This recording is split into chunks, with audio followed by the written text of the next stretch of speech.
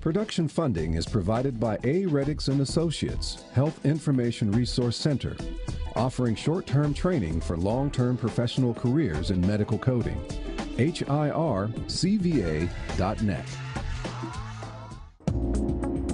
Discussing the issues and celebrating the successes of the African American community. This is Another View.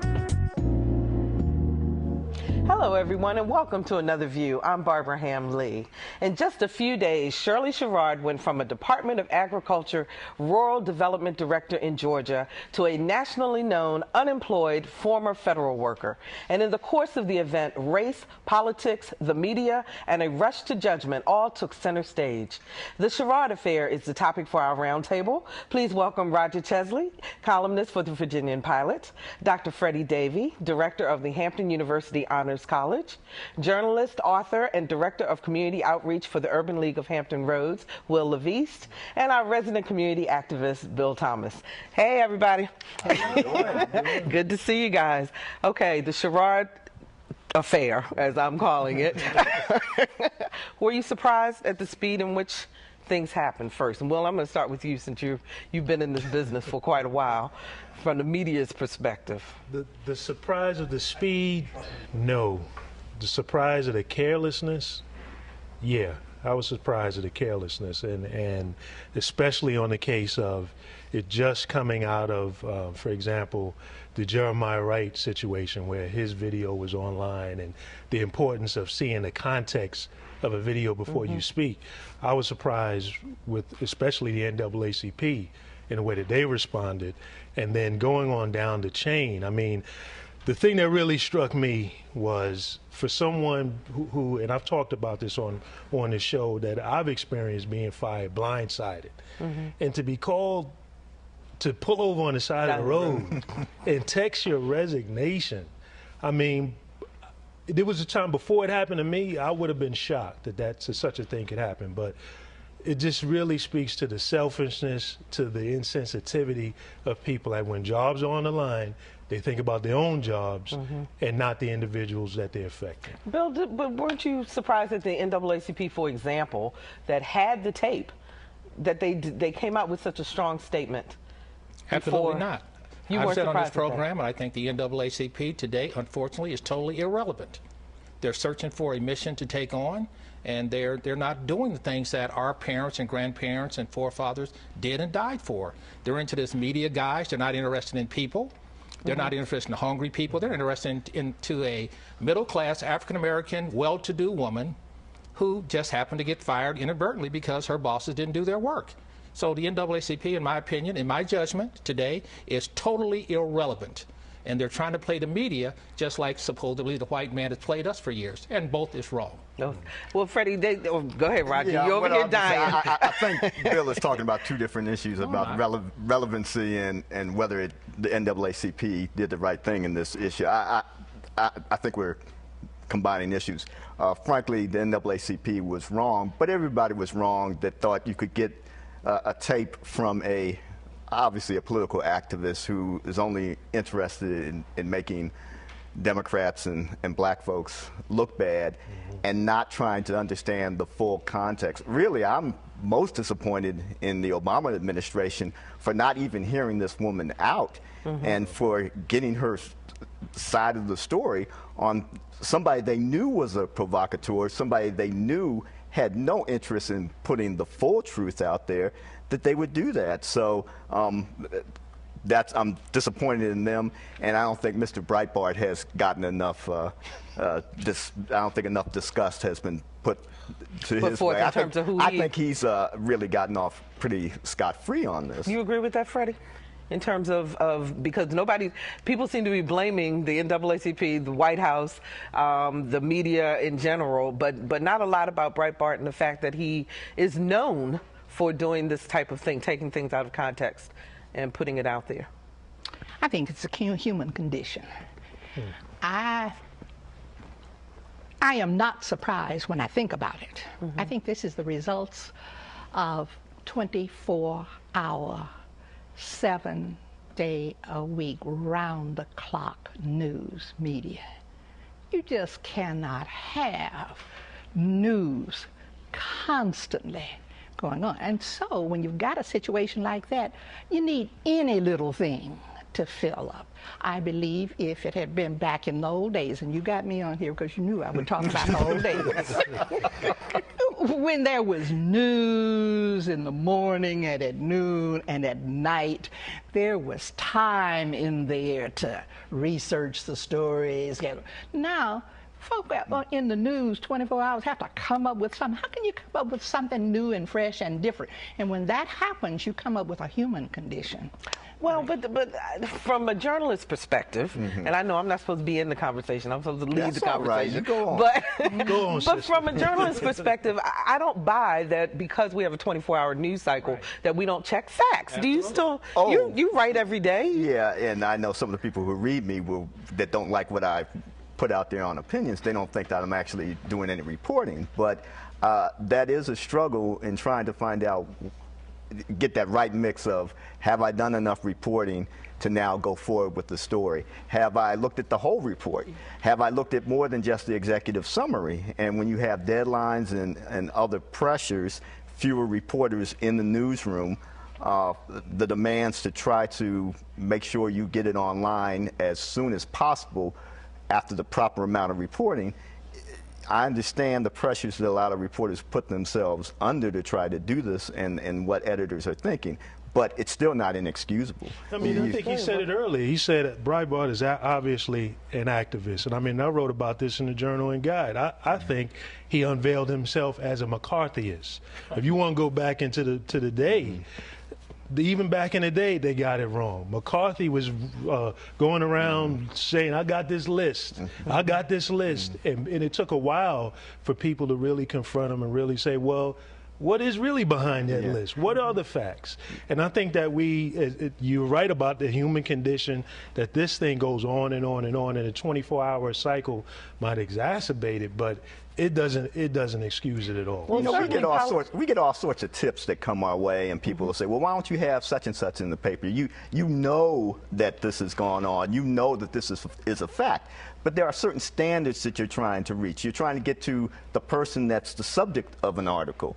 You know, I just did something a few weeks ago on Sharon McDonald, and I didn't want to really go with that column before I had gotten a chance to at least talk to her. I wasn't sure it was going to change much, but I at least wanted to give her a chance to, you know, answer some of the issues that are going on with her. So the point being that people should have given Shirley Sherrod a chance, or at least put out there look at the whole thing. Sherrod is not the issue. You're missing the whole big picture. Okay. The issue got started because the NAACP accused the Tea Party of being racist.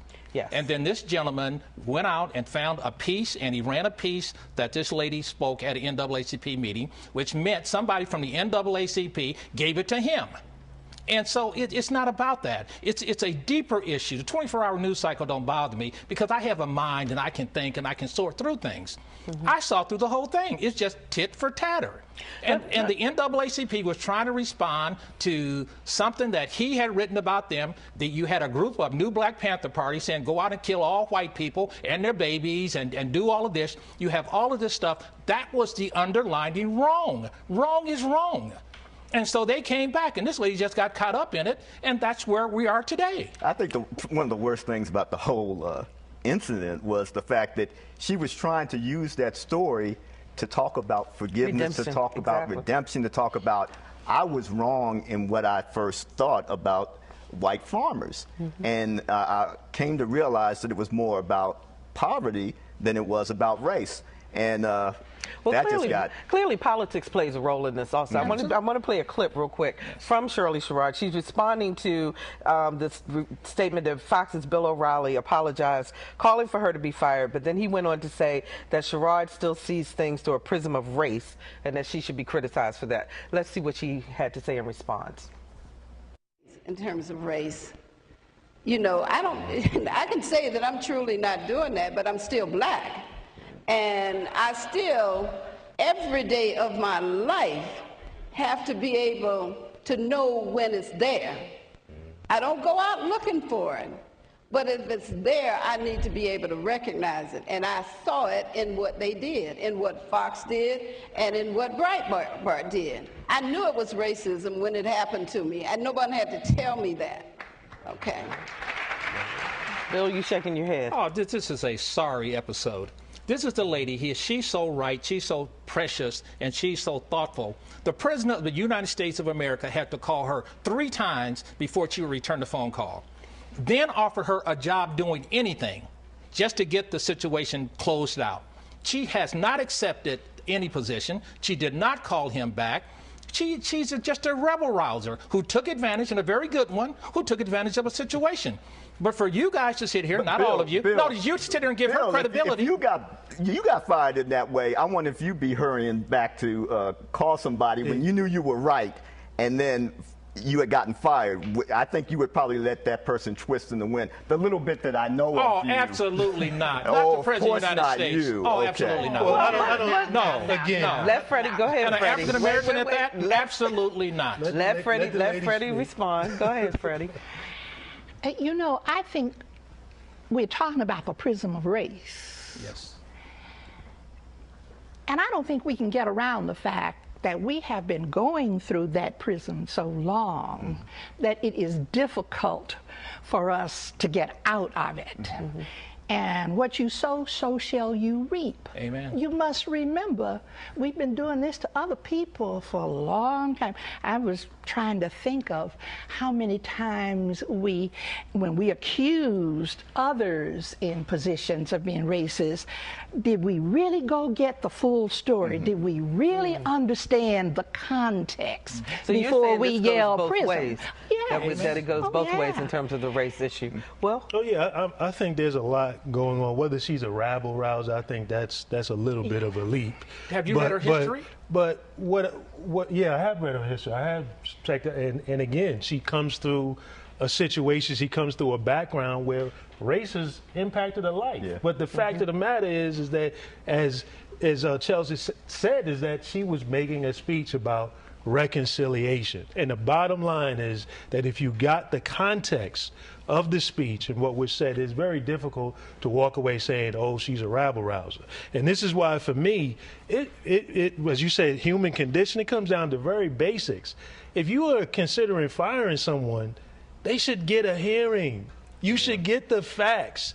And not play it in the media. And understanding the political nature of all things, you still have time to get the details. To tell somebody to pull over.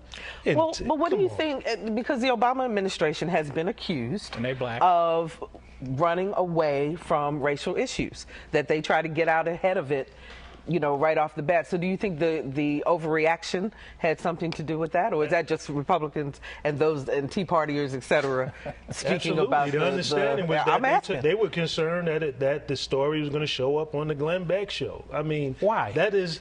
That's something maybe you can get. Oh, I can give you an answer. And find out why. I think the president, somebody that's an entertainer that doesn't have, you give him more power than he really has. He's an entertainer, Glenn Beck. He's an entertainer. The president does not have enough grassroots African Americans in his administration that understand what's going on out there in the cities. He has a bunch of privileged African Americans that went to Harvard and Yale, lived in Chicago and New York, who don't know a hoot's nail about what's going on in the streets. Because you or I or anybody who knew that would not have fired that lady or would not have allowed that to happen that way. We would not have done that. Because we know what it is to be hungry. We know what it is not to have anything. We know what it is not to have a job or friends not having jobs. Mr. Obama needs to get him some people in there that'll be honest with him, who are black or dark-skinned colored, that can have him understand what's really going on out there. Well, in fact, isn't that one of the things Shirley Sherrod said that she wanted to do, was be able to talk to the president about what was really happening in the country. And I think that they had a little bit of that conversation. After 3 calls. Well, I mean, he's hung up on 3 Go calls. ahead, Freddie. Well, now, at what point are we going to evolve? Are we going to always stay in this race pattern? I don't take the president as the president of black folks. Amen. I agree. I really don't want him concerned more about the black condition than the green condition or the other conditions. No. And I think at some point we've got to develop a little tougher skin if we're going to play in this arena with everybody else. I don't think we can just stay in our little corner and say, you're doing this because you're black, or it'll take a black man who will be able to do that. Yeah, I agree. President probably does not have anybody in his cabinet that knows about me. Amen. But I'm a small part of the big picture of what he has to manage in that position. Yeah. And he needs people in the cabinet again, because I agree with you, Hoa. It's not about because you can have people have a certain hue and they still don't follow the process. They're still insensitive. And that's what I come back to firing someone. There are people who have been fired that are still insensitive about folks being fired. How can you especially with 10% unemployment that we're dealing with, nearly double for blacks and Hispanics, that you can be so quick to want to fire someone? What he needs are people who are intelligent, who understand.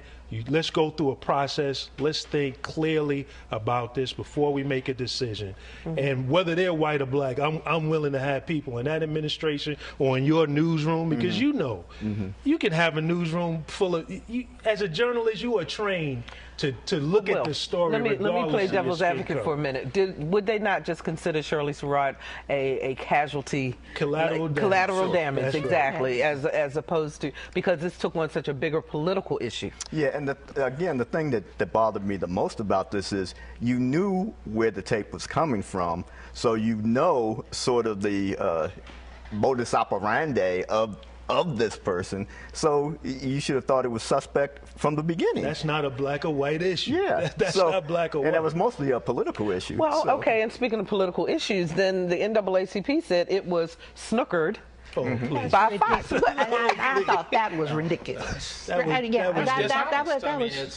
It's where we are. And Dr. Davies, you're making it right. Are we ever going to get out of this quagmire? With leadership that we have now from the NAACP, we won't, because that's the only card they have to play, and that's they want to play it. Now, I know people don't want to hear that, but it's the truth.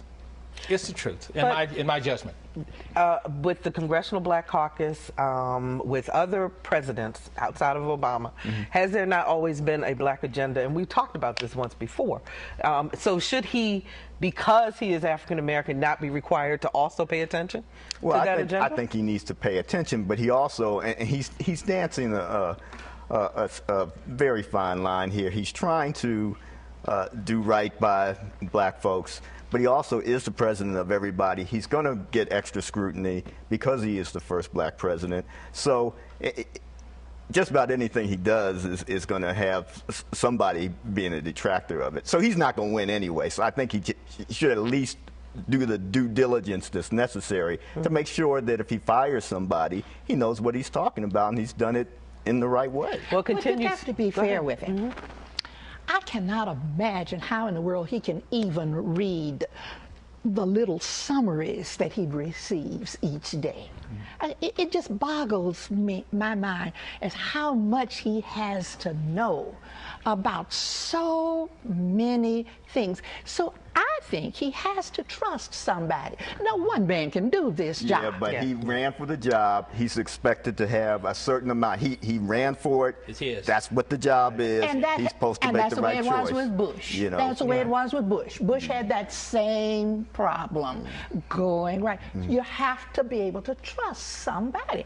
And in that trust, you know, well, speaking of trust, because we only have a little while left, moving on to the two ethics investigations that are going on in Congress now with Congresswoman Maxine Waters and Congressman Charlie Rangel. Your thoughts, Will? And all the other ethics and everybody investigations that have not come out yet. Exactly. I was going to say, but those two are the most prominent at the moment. What your thoughts? I just think one of the clear things that comes out about this is staying there too long. Absolute power corrupts absolutely, and it's just so ironic that in the case of Rangel, he is now facing many of the same issues that his predecessor did, that he maneuvered and moved out. And this is what happens. They get in those positions, and then it becomes the rumble and tumble of the game and the win and the victory. They forget about the mission of serving and begin to serve themselves. And the money. That's right. And the money that comes to. And it's no different. It's no different than white politicians. A former speaker. Well, I was going to say, he will say, though, I only did what I saw somebody else do. Done. But he forgot something my mama told me. You're born black, you're going to die black. And you better act like you know it, son. Otherwise, you're going to be in trouble. Don't go out here thinking you white. You're not white, you black. And you now, should we all go out here and do what we do do at an excellent level, do it twice as good, twice as well? Absolutely. Too many, in my judgment again, don't put on anybody else, my judgment of us, think we are not who we are or where we came from. We forgot. And we get into these other circles, and then you get slapped right back down every time. Well, Congresswoman Waters says she didn't do it. She didn't do anything wrong. It doesn't look good right now. Let's just tell you that from what I've read so far. And it's interesting, a little aside, when I used to cover the Detroit Police Department, they used to try to move around the commanders and supervisors every so often, maybe about every 3 years or 4 years. They were always afraid that people were going to get too chummy with the people underneath them and maybe with some of the sources that the department had to deal with. That could make for some very, very bad situations later on. And sometimes when people get around, stay in office so many years, they start to think they're entitled. And, you know, we saw that with Delegate Hamilton when he was doing what he was doing with Old Dominion. So it's always that, that situation you might think that you are, the rules don't apply to you. And we don't know how this is going to end with Congressman Rangel and Waters, but it doesn't look good right now. Do you find it curious, though, that both of them insisted on trials, Freddie, as opposed to... make it a race. They're going to make it a race issue. They're going to take it out of the context of doing right and wrong, and they're going to make it a race issue with an election coming up. And as Martin Luther King said, that's the worst possible thing you can do when you take the evil that was used against you to use against your oppressor. It's nothing more evil, it's nothing more disgusting, and it's nothing more wrong than for them to take that in that context, and that's where they're going. Freddie? I kind of agree that they feel that the best way to get out of this is with a jury. And the jury will sort of wonder, well, now, is it race or that sort of business? Coincidence that it just happens to be two African Americans? Well, I find it hard that Congressman Waters wouldn't know that her husband was involved with these institutions that were supposed to be getting help. That it just doesn't wash. And if she didn't know, why didn't you know? How can you have been elected that many times in the Watts area of California and not known? Yeah, it just doesn't work. Well, I just think, unfortunately, it's something that comes with that job. You know, the government itself is a huge corporation, and a lot of money is flowing, and they see that money, they're in control of that money, and they want a piece of that money too. And unfortunately, they lose a sense of servitude and get into serving themselves. Bill's over there just shaking his head. Because not everybody has done that. One of the things that impressed me most than anything else was Martin Luther King's commitment to sacrifice. He lived almost a life of a pauper. He wasn't I understand. And he didn't have so that you money don't have around to him. serve your community, your nation, your country that we all love as a politician. Right. You can serve it in other ways. And we don't have the leadership in our community, black, white, or whatever, that's teaching us those kinds of lessons I don't anymore. think you can make a blanket statement like we that. I think Congressman Scott has been an honorable man for several years in Newport News.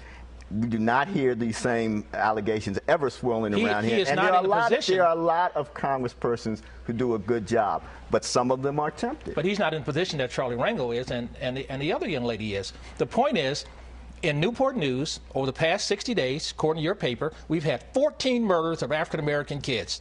From 17 months. That's not Congressman Scott's fault. I didn't say it's Congressman Scott's fault. I'm not exactly sure how you're linking the two. Go ahead. Because we're talking about issues that are unimportant in relationship to the conditions of our community. Congressman Scott does a fine job.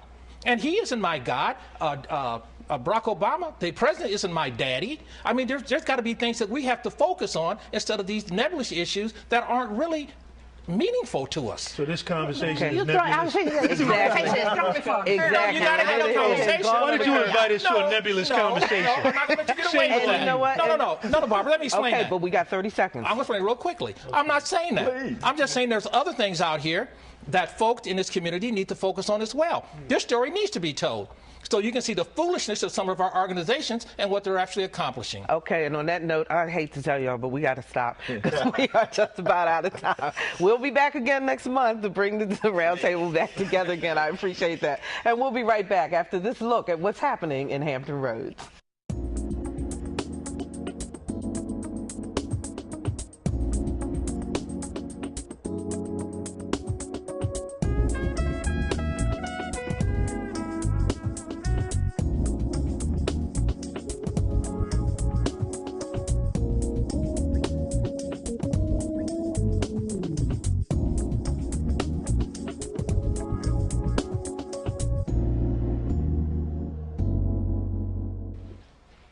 And that's our show for this evening. If you've missed past episodes of Another View, check out our website at anotherview.tv. You can download past shows, send us a message, and sign up for our eView newsletter. And we're on Facebook, so become a fan.